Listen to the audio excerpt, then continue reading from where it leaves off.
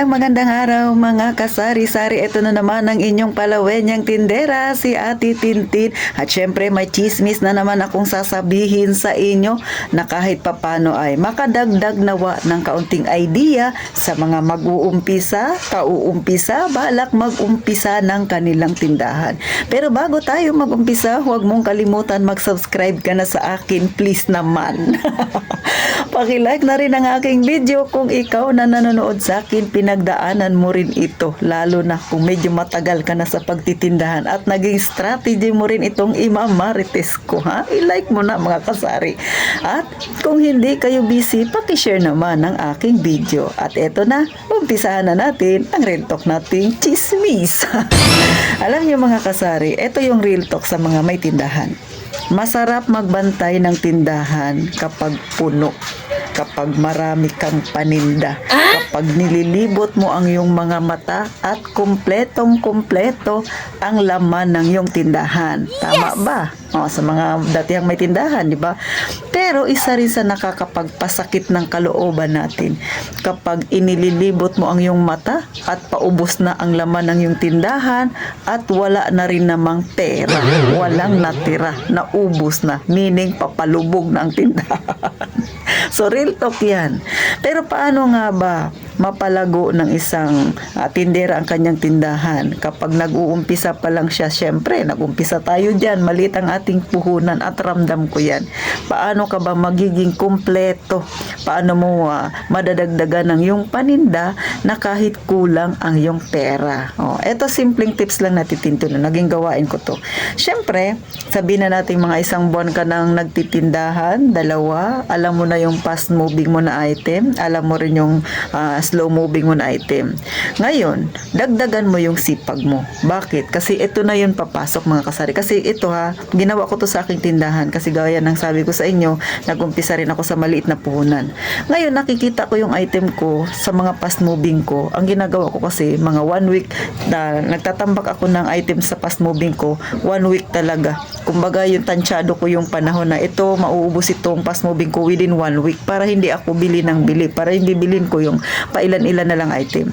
Pero dahil sa kagustuhan ni Ate Tintin na madagdagan yung aking paninda, na hindi ako nag-iisip kung saan ako kukuha ng pera, ang ginawa ko, nag-cut ako ng kaunti doon sa fast moving ko. Baka may magtanong, akala ko ba dapat mag-cut doon sa slow moving ko? Ay ginawa ko na yan sisi. Kaso gusto pa ni Ate Tintin na kahit papano ay maging kumpleto ang aking paninda, kaso lang ang problema ko, wala akong pera. Wala akong ipandadagdag. Kaya ang ginawa ko, nag-cut ako ng kaunti doon sa mga fast moving item ko. So meaning, yung dating tansyado ko na mauubos yung item na fast moving ko na 1 week, ang ginawa ko, nagbawas ako doon, ginawa ko 3 days na lang yung pang-stock ko na yun. So yung natitira na 4 days na pambili ko dapat sa fast moving mga kasari, ay doon ako bumili ng pakunti-kunting paninda na gusto kong idagdag. So ibig sabihin, mas dadagdagan ko pa dapat ang kasipagan ko kasi imbis na pang 1 week yung stock ko doon sa fast moving, naging 3 days na lang. So kailangan mag-check ako ng mag-check ngayon ng paninda na yun kasi nga hindi pwedeng mawalan ako kasi yun yung nagpapalakas sa aking benta. Doon ko madaling napapaikot yung aking pera. So ganon ang ginawa ni Ate Tintin, no, mga kasari. Simpleng chismisan lang ito. Pero alam ko mapapakinabangan ninyo ito mga kasari kasi yan yung aking ginawa sa aking tindahan. Sa mga datihang may tindahan, ginawa nyo rin ba ito? Yung nag-i-stock kayo ng paninda kaso lang may gusto kayong bilhin, ang ginawa nyo, nagbawas kayo ng kaunti doon, tapos tinambili ninyo doon sa item na gusto niyo idagdag sa tindahan ninyo mga kasari. And then syempre sa susunod na araw ulit, gano'n na naman, balik na naman kayo sa normal, stock. So ako po gano'n mga kasari, no. And then syempre ang pinakamaganda sa lahat na dapat ninyong gawin, huwag muna ninyong babawasan yung pera ninyo. Kailangan matuto kayo na disiplinahin ang sarili ninyo, lalo sa paghawak sa pera mga kasari. Kung kayo ay baguhan pa lang, kung kaya ninyo na huwag munang bawasan ang inyong pera ng tindahan ninyo para kumuha ng pansarili, gawin ninyo. Antayin nyo munang lumago yung inyong tindahan para makita nyo talaga na yung pinaghirapan ninyo, yung sinisipagan ninyo, pinagpupuyatan ninyo, kahit papano unti-unti lumalago. Yun ang pinakamasarap sa pakiramdam. So, kaya kahit na maliit yung aking tindahan mga kasari, no, paunti-unti nagiging kompleto si Ate Tintin kasi ganun yung style ko. Halimbawa, katulad ng sagamot, no, mga kasari. So, yung pinaka-fast moving ko dito sa akin na soft drinks ay mismo, no, na yung Coke. So, dati nagtatambak ako ng mismo good for 1 week na. Pero dahil mga kasari, halos kapitbahay ko lang naman yung bilihanan ng mismo. So, ang ginawa ko, pang 3 days na lang yung aking stock and then yung pambili ko na pang 1 week ay binili ko ng gamot. Bili ako ng pakonti-konti mga kasari. Then, syempre, pagka nabili ko kinabukasan, pahinga ulit. Ipon ulit ng kaunting pera. Kinabukasan, bili ulit. Dagdag na naman ng ibang paninda na wala pa sa akin. So, 1 week ko siyang ginawa. Then, pagkasunod na 1 week, pahinga ng kaunti, back to normal ako. Fast moving, tambak ako ulit. And then, next na linggo, gano'n na naman ulit mga kasari. So, yung ganyang strategy na yan mga kasari, tumagal yan ng 1 buwan sa akin, paulit-ulit. 1 linggo, mamimili ako, 1 linggo, magbabawas na naman doon sa fast moving ko, ibibili ko ng ibang paninda, and then pahinga ng 1 linggo, another linggo, gano'n na naman ulit. So, pagkatapos ng 1 buwan, mga kasari, nakita ko yung pinagtiyagaan ko. Na kumpleto yung ibang item na gusto kong bilihin. At the same time, hindi ako nawawala ng fast moving ko. So, hindi ko alam kung sa mga may tindahan, ganyan din ba yung ginawa ninyo? Pero, para sa akin mga kasari, malaki rin talaga yung naging epekto nito. Tsaka sa totoo lang, no, kailangan talaga maging pasensyoso ka sa yung tindahan.